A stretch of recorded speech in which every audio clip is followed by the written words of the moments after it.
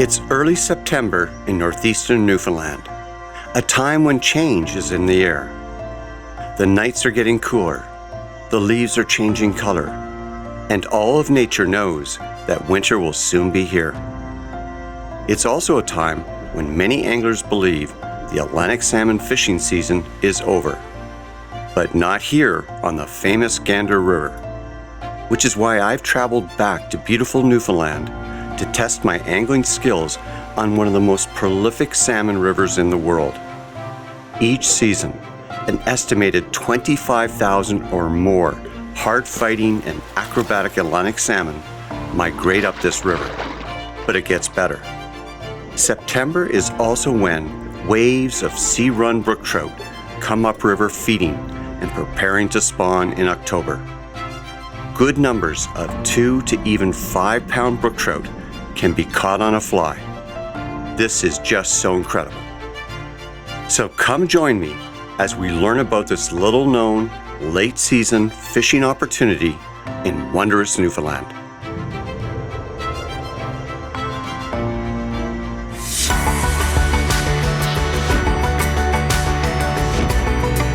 Ooh, that's a nice sized fish. I will catch these all day. That is what you're in for on this episode.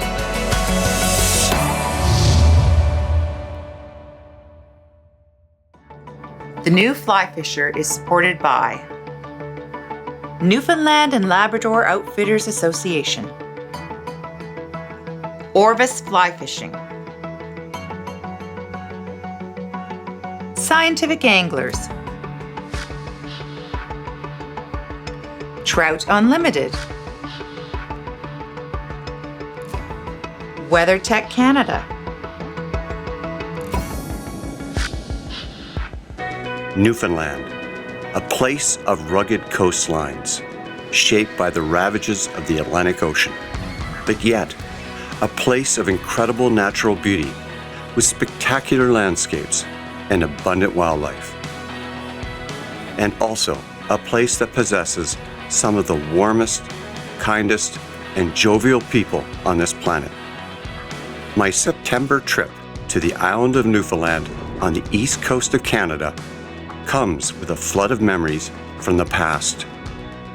Though I've never been to the small town of Gander, this place and its people are well known to me and literally millions of others because of the incredible compassion and humanity these Newfoundlanders displayed on that horrible day that we all know as 9/11.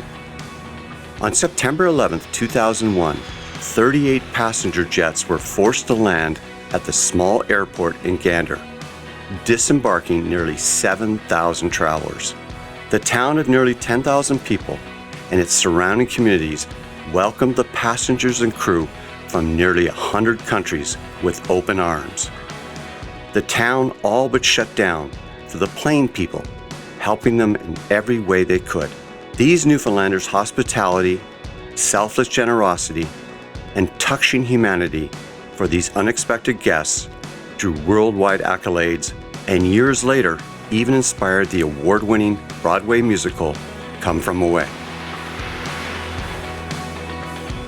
So with this in mind, visiting Gander and to fish the legendary river of the same name, I don't mind saying I'm pretty pumped and excited, especially when you factor in the epic salmon fishing this river is known for.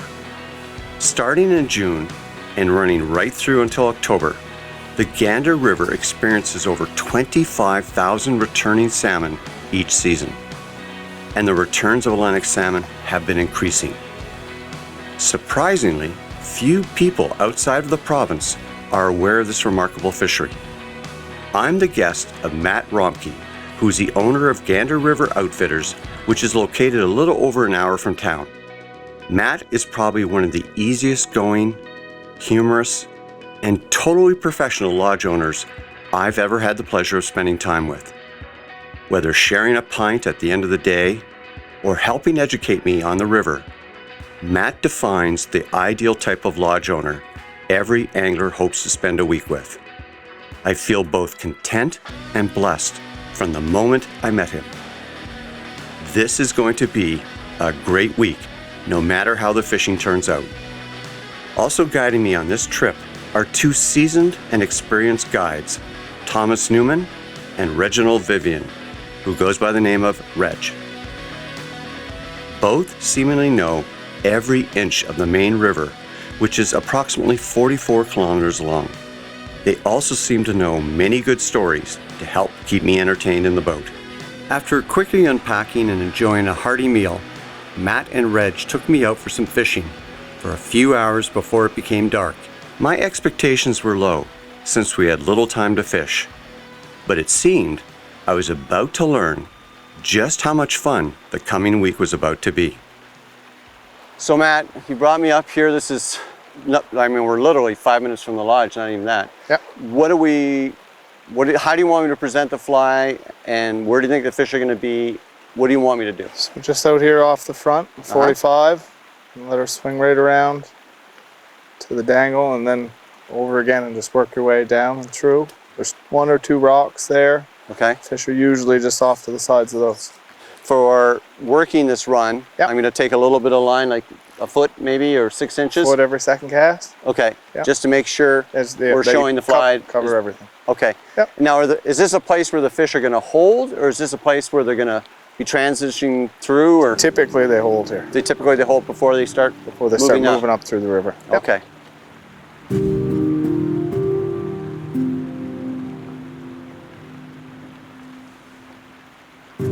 There you go, fish on. This might be a trout. I think it is a trout. By the looks of it, the way he's coming through the water. Yeah. Now I'm using a 7-weight rod with a 10-pound. Yeah, it's a trout. But still a great way to end the day. A nice brook trout. Beautiful brook trout. Yeah. Now you'll have to tell me if this is a sea run. Oh, there he is. Come up. There you go. Yeah, he is a sea run Here. Now while Matt's releasing this fish and getting the hook out, and it's a barbless fly, which is required by law here, but the sea runs, it's one of the great things about coming this time of year, the end of August into September, is the sea runs start coming in. There's resident brook trout, but also the sea runs, and you get some decent sized fish here, don't you? We do, yeah, between 3 and 4 pounds. But you're averaging what, 1.5 pounds to 4 pounds, would you say? Yeah. For the sea runs? On average, yeah. Yeah. And you get bigger ones. Definitely bigger. Beautiful. Ready? Off he goes.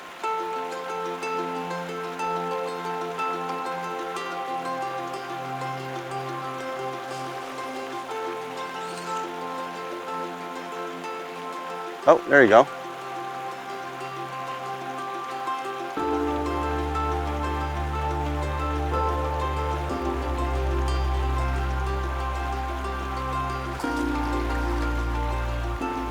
Oh, I got one too. Fish on. What could be a better way, Reg, to end the day but with a double header?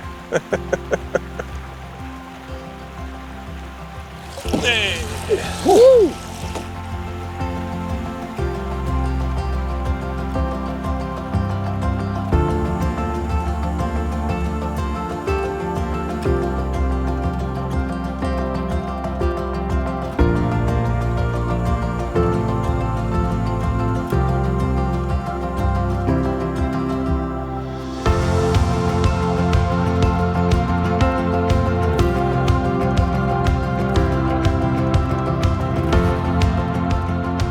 After a fun evening of fishing, we headed home for a celebratory drink, then time for a good sleep. With the moon in the sky and lots of fresh air, we slept well and dreamed of fresh salmon coming upriver. Like most fishing trips, your biggest concern is the weather. It can really dramatically impact the fishing no matter where you travel to. During the night, a front had moved in, bringing with it very heavy rains. This caused the water levels to steadily rise. For Atlantic salmon, as migratory fish, These conditions are ideal for safely and quickly moving upriver. This, of course, poses a problem for anglers. The fish were blowing through their usual holding spots. We'll have to do some searching today to find where the fish are stopping.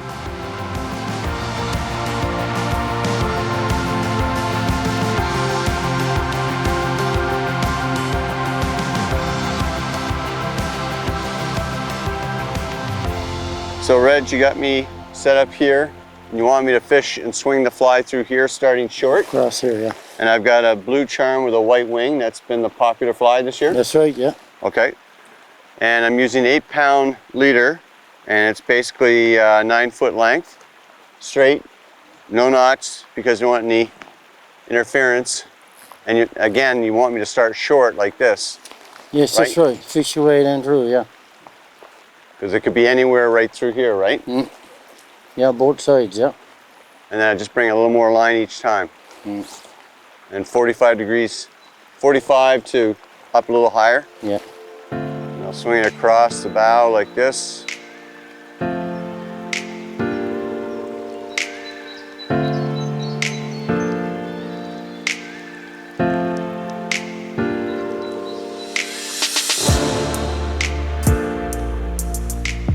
As the rain continued to hammer down and temperatures cooled off, it seemed to be impacting my concentration as I kept missing fish.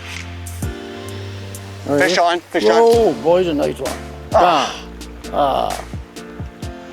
So that was a bright fish, wasn't It it? was, Bright yeah, chrome, really so it's bright. fresh. Yeah. And what I gotta tell you, I put a riffling hitch on it just to see if he'd come up and show, and he took it. Yeah. Yeah. So had him on, buttoned on for a second, but we're using barbless hooks. Yeah. And that happens, but good start to the day. Yeah, beautiful fish.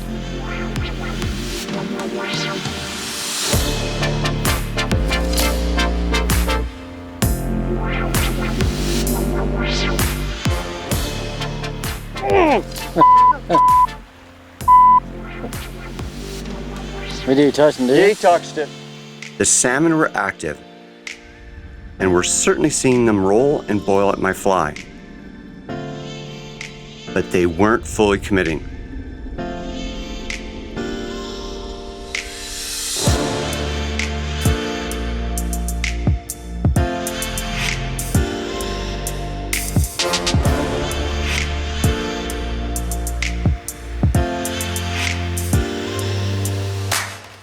But then it finally happened. A fish struck and I didn't miss the take. This grill was not that large, but very acrobatic.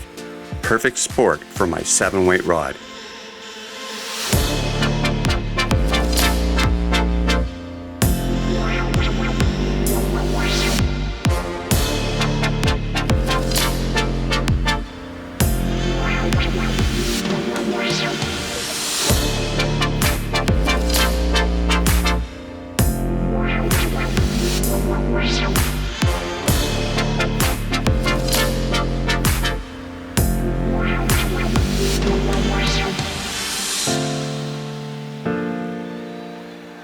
So Reg has just moved us here into position in this rattle or rapids, and I'm going to start working my wet fly through this area below. But one of the mistakes a lot of people make, and both Matt and Reg have pointed this out to me as an important thing to do, is not to make a long cast right away trying to reach a spot, but to methodically go with a short cast and work your way out. And in fact, they don't even want you to make long casts. They prefer, if I just got to, say, 30 to 50 feet at most, and then we'll move down, move the boat down, lift the anchor, move it down, and get into a better position rather than making long casts. You know, the key is that, you know, you think salmon wouldn't be this close, but they actually can be. They can literally be a rod length away, and it's better to go with a short cast like this, 45 degrees, and following the fly line through the swing, because a lot of times they'll grab right here. So short is better, working your way out, and then once we've worked that area methodically, pulling line off, and usually what I like to do is pull like 6 inches to a foot off of the reel like that, and then make the next cast. I'll do 2 casts at that length, both sides of the boat, and then I'll pull some more line off, and repeat till I get so much line out, and then we'll move the boat. I cast and I cast, working the run and continuously moving down to ensure every spot was covered. The sky kept getting darker and darker with the promise of more rain. Then just before we reeled in our lines and called it a day, the fish turned on. Fish on, there we go. Oh yeah, beautiful. This is why you gotta have a large arbor reel for Atlantic salmon.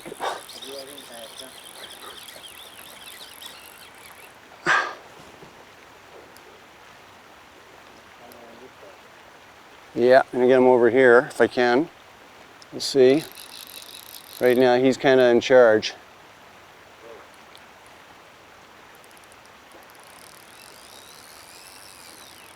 Look at that reel. Here we go again.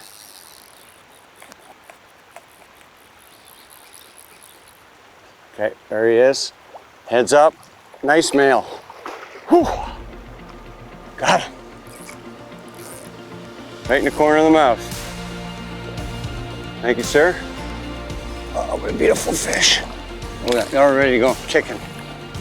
Despite the rising water, my guide Reg was able to put us on fish.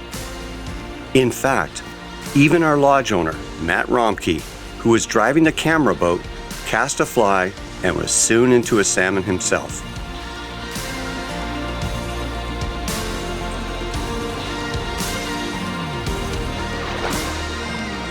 After returning back to the lodge, having enjoyed a successful day of fishing, I spoke to Matt about the Gander River and what the fishing is like here throughout the season.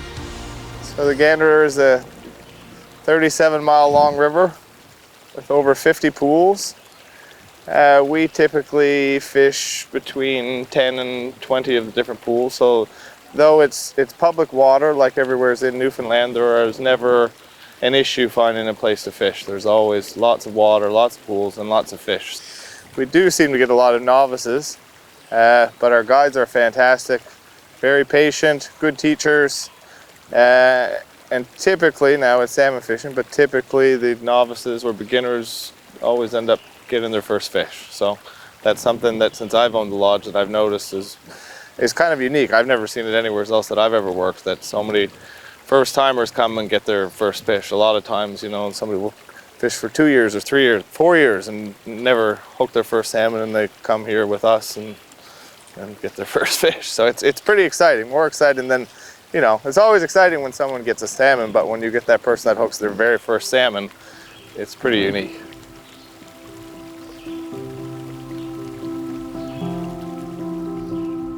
As the day ended, and even though the skies had cleared somewhat, another heavy front laden with rain moved in. In the morning, we geared up and headed upriver. The rain and wind pounded us. Another reason for bringing quality wet weather gear. The rain, of course, was raising the water levels quickly. Of equal concern, the clarity of the water diminished. There was now so much debris in the current, it was making it tough for the salmon to see our flies. But hope springs eternal for any good angler, and I was determined to catch fish, no matter the weather or water conditions. We got set up, and Reg, my guide, gave me instruction on where to cast and how to swing my fly in the current. A riffling hitch seemed to be the best idea for getting the salmon's attention. So, Reg, you've brought me to a new spot here in the river. There's lots of these on the Gander, but where am I fishing, and why are we fishing here? Well, it's just, because you're fishing there, the fish hang through there in this hole, in this flat water there. The flat water? Yeah, they come up from out of the city and they hang up right there, right? So they're basically, they come from the ocean. Yeah. They come here. This is one of the first places they can rest before they start their journey upriver? Yeah, that's right. Okay, and there's some rocks here that they hold in front of or behind, right? Yeah. In the flat water? And then I'm going to use a small wet fly. I'm using a blue charm here with a white wing, Yeah. which has been successful, and just swinging it through. Mm-hmm. So you want me to cast 45 degrees on each side, Yeah. and let it swing through? That's right, yeah, with a short line first, yeah. Yeah. So I'm using a very short line for this presentation. I'm doing a riffle and hitch, so mending, I don't even have to mend down. I'm going 45 degrees, but bringing the rod tip over and keeping it down. And that makes sure that the fly in the surface film going across, and I get a nice long reach. Because again, we're searching for the fish. I pull a little more line out, go across, go downstream mend, and then bring it across here, rod tip down.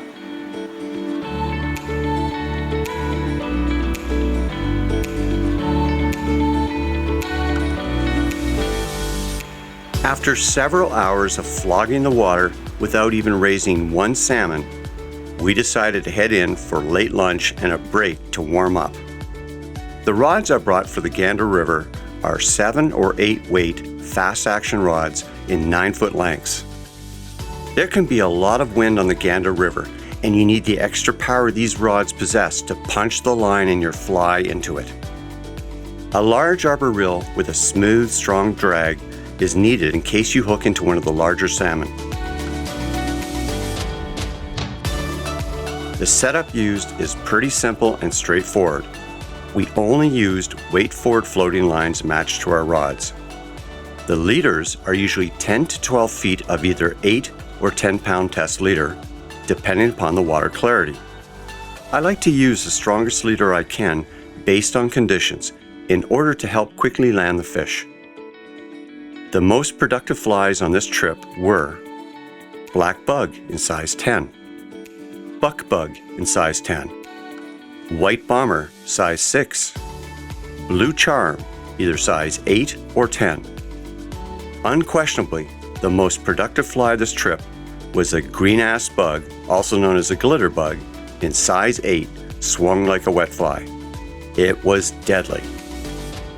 After a hearty lunch, some of the guests went out in front of the lodge to cast for the Sea Run brook trout. I had a chance to speak with John Hurley, who was here with his brother Chris. They've been here before, so I was able to learn more about this river and their experience fishing it. Gander River has got a healthy population of fish, and I met Matt, I guess it was 2 years ago, and he just seemed like a fantastic guy, and we haven't been disappointed. We were out last year for a few days and came out again this year. It's just really a great spot. It's off the grid. Fishing's fantastic, guides are great.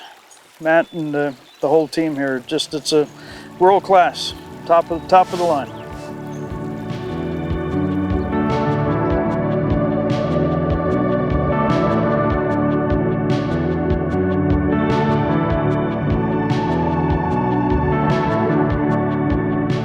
The weather closed in and the rain continued. All the guests decided to stay indoors and relax, but not me. I was ready to test out the quality of my wading jacket. Matt ROMKEY thought we should head downriver to see if we could find some fresh Sea Run brook trout coming upstream with the rising tide. So off into the winds and pounding rain we went.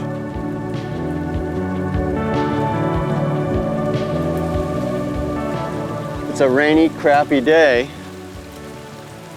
And Matt said, even though it's raining, he said, let's go down and see if we can get some trout or salmon. It's just down from the lodge. Oh, it's a nice trout. That's a really big trout. And he took the glitter bug on a swing. Okay. Get him up a little bit more. Get his head up.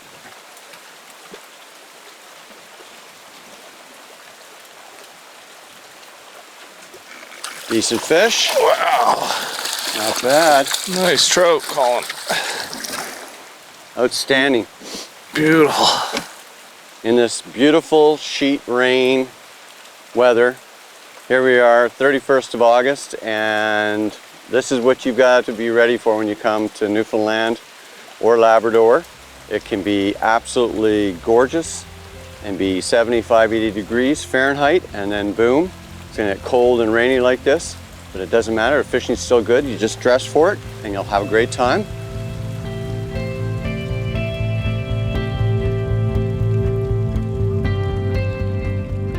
After a while, the trout moved on and we could no longer find them. So we headed in for dinner. Gary Callahan is head cook at Gander River Outfitters. All his meals are superlative and certainly so welcome after a long day in the rain and cold. Sitting by the fire, telling fish stories and jokes, what a wonderful way to end the day. The next morning, under sun and cloud, Matt ROMKEY and I pushed off and headed upriver. The past few days of rain dramatically raised the river levels. Not only was the river now high, but also very stained and full of debris. Certainly not the norm for this time of year. But that's fishing. You have to be flexible to changing conditions. Matt thought it best if we stayed close to the lodge while we tested the water. I cast, and cast, and cast, and did not move a single fish. Matt took us to numerous spots where trout and salmon are known to hold, but we had no success. The water was just too high, too stained. The salmon were blowing through, or they could not see my fly. But Matt already knew that this might be the case today, and with a wry smile, he told us he had a special Newfoundland surprise planned for us and everyone at the lodge. So after a few hours of flogging the water, we headed in to find out about our surprise. It turns out Matt had set up a little Newfoundland get-together, complete with good food, beer, and of course, great music.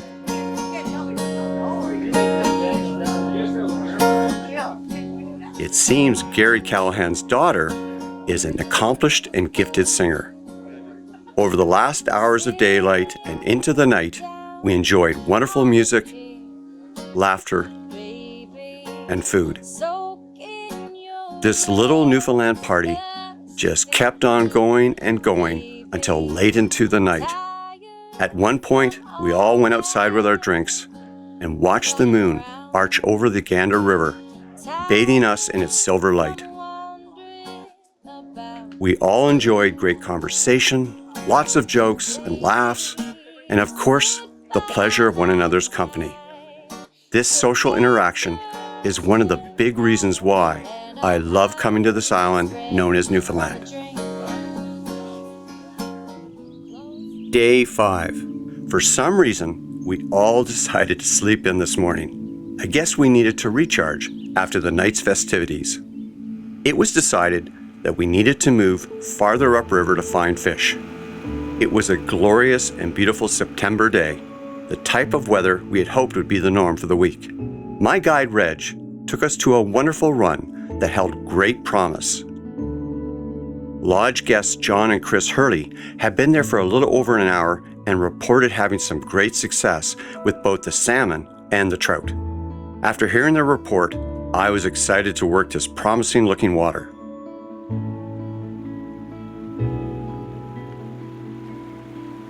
So Reg has got me casting through down here on the left. It's got fast water, lots of rocks. The water's come up 5 inches overnight, which in some places that'd be a bad thing. Here it can be, but there's so much good water and so many places to fish, it's not a problem. And some of the other guests at the lodge are using, they've tried different flies, and the one that's been working is the glitter bug, fished wet just below the surface. And so what I'm doing is swinging the fly through here, and we'll just move down through the run, right, Roger? That's right, yeah.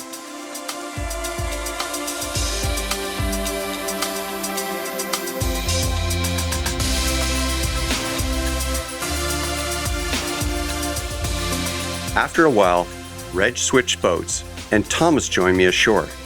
He wanted us to walk and wade some promising looking structure. So Thomas, you brought me out here and you've been pointing out a few spots as we were walking out. Can you explain to me where you think the fish are going to be and why? Well, we're going to start, we're just going to walk out another little bit, and we're going to start, go down towards this rock that's right in front of us. Right. And just outside you see the bubble. Right there, yeah. Where the flat part is there? Yeah. There's another rock there that's under the water. We're going to Just let it swing in over all that, cast out, work all the water around that bubble and around this rock. So Thomas, with the rocks that we're fishing right now, where do you find the fish? Are they, I know people realize that they can be behind or in front of, but do you find they'll be on the sides as well and other places like that? Yeah, in front and on the sides, mostly, I find. What's more important, the fly or presentation? Some people says the fly, and some people says the fly don't matter. Some say it do. Well, I guess presentation is a I'm kind big of, part I too. lean towards presentation. You don't want to slap the water, you want to... Yeah, and it's getting the right swing, the right Yeah. speed, or the right drift with the bomber Yeah. or whatever. But I will say that, you know, I've also been there when you're doing everything right for presentation, but you need the right, somebody gives you the right fly and all of a sudden, boom, it Yeah. turns on and you're getting hits. And it can be something as simple as people showing me here having that little bit of red in the tail, Yeah. in the butt of the fly. I don't mind saying I felt a little tired from the previous night. So after a while, when it was obvious we were not going to have success, we headed downriver for the lodge. We stopped to make a few casts, including Matt, who was driving the camera boat, and that's when I spotted a fish. Of course, Matt catches one on a bomber.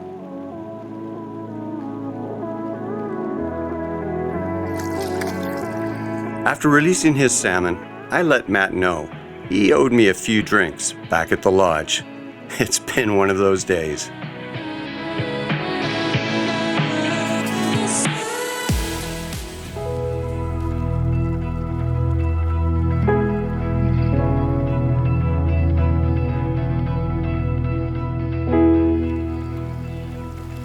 So in the fall, we have the opportunity to harvest moose and at the same time fish for Atlantic salmon during the first 3 weeks of our moose hunting season. So it's kind of a nice bonus that we have.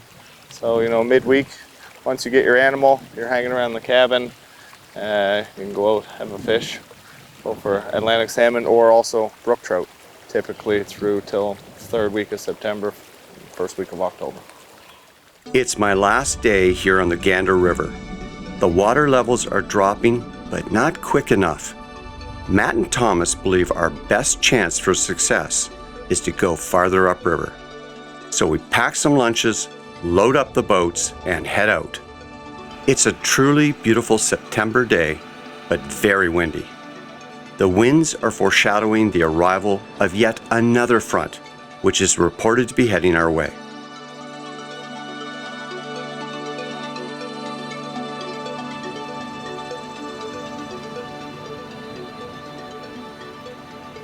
So kind of a really bizarre casting situation here. The water's flowing this way, the wind's on my back, and all I'm having to do is literally flip the line,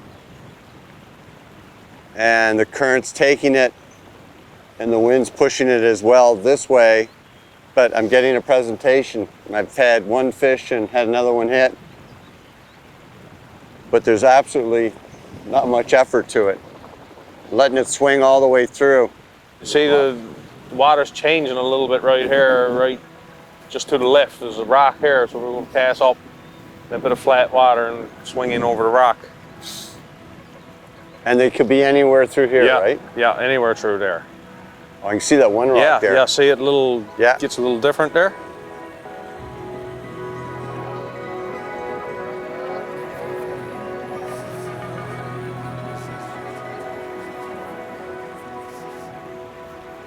Fish on, fish on. What a guide you got. What a guide. And as Thomas can attest, we've got really difficult conditions here. Really windy. And I've got the glitter bug on that you recommended, so it's just in the surface film. And it's kind of unique here as I fight this fish. The wind is blowing on our back here, and the river's going this way, but the fly line was almost frozen for a second there, not moving. Yep. That's a nice fish. It's so windy down below, you're able to find us this great spot here that isn't as bad. So that's the great thing about this river. There's lots of places to go. There he is. All right. Super. First cast. Done? Okay. Beautiful fish. There he goes. After catching one fish, then trying several other spots, we decided to head downriver to find some new spots that may be out of the raging wind, if at all possible. So the fish is going to be lying, well, we can see there's 1, 2 rocks there close. Right. We're probably not going to reach the far one in, but that's fine. Okay. So there's actually like, it looks like a third one there. Is that one back there? See that crest? Yeah, oh yes, way back. 1, 2, and then 3, right? Yeah, 1, 2, 3. And just progressively make the cast longer. Hard part is the swinging here. Yeah, the boat might swing a bit, but I can shorten up the rope too. That might help. We moved farther downriver as the winds increased and temperatures dropped.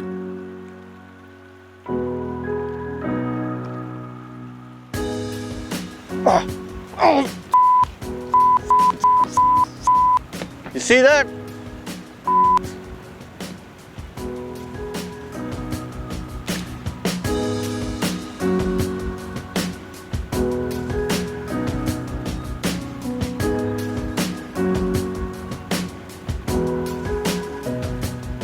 Well, it's a good pastime, and the fishing is good. You get fish of all sizes, large and small. Well, it's good fishing all year, from June right till September, right to now, but there is peak runs, we'll say, but you can catch fish from June right to September. And when you get late in the year, in September, into August, you get the sea run trout.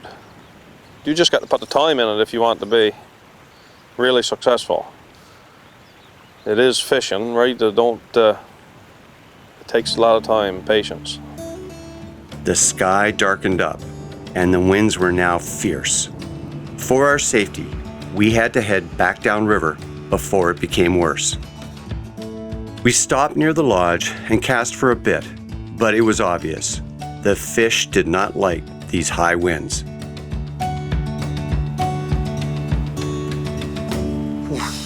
Well,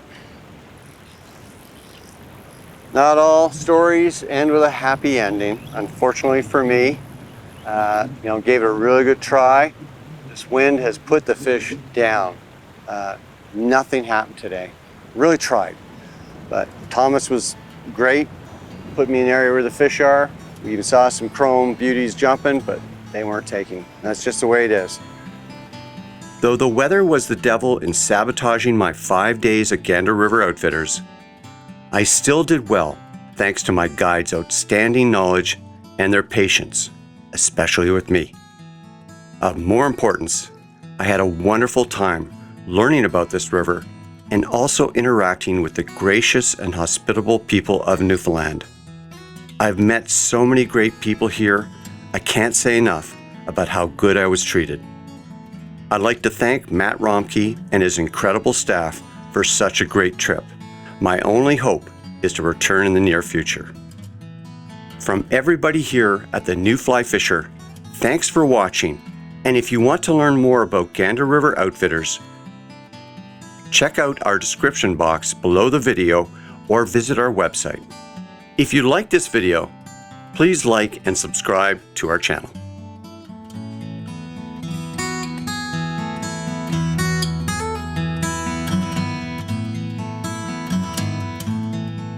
The New Fly Fisher is supported by Newfoundland and Labrador Outfitters Association, Orvis Fly Fishing, Scientific Anglers, Trout Unlimited, WeatherTech Canada,